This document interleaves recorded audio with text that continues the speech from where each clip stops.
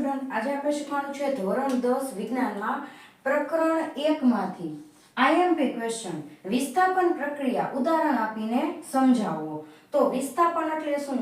તેમાં બે રીતે યાદ રાખવાનું તમારે કે જે વધારે તાકાતવર હોય ને તે ઓછા તાકાતવરને પોતાની જગ્યામાંથી શું કરશે? દૂર કરશે. તો આપણે વ્યાખ્યાથી સમજી લઈએ.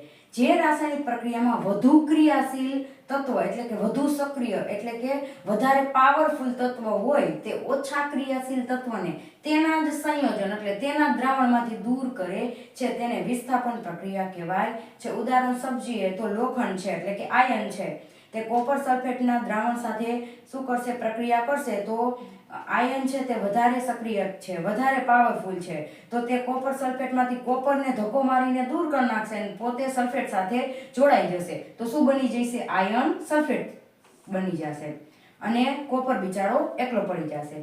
એવી જ રીતે ઝીંક હોય તો ઝીંક પણ કોપર કરતાં વધારે સક્રિય છે તત્વ, તો એ પણ શું કરશે? સલ્ફેટ સાથે જોડાઈ જશે તો ઝીંક સલ્ફેટ બની જશે અને કોપરને ધક્કો મારીને શું કરશે? દૂર કરી દેશે.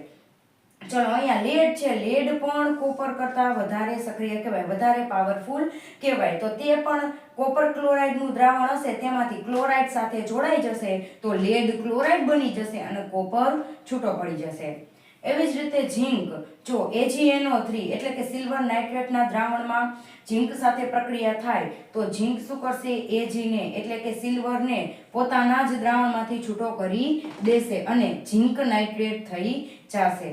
તો અહીંયા જુઓ તમે, ઝીંક છે, આ ઝીંક, આયન, લેડ આ વધારે સક્રિય તત્વો છે, વધારે પાવરફુલ તત્વ છે Ag અને કોપર કરતાં.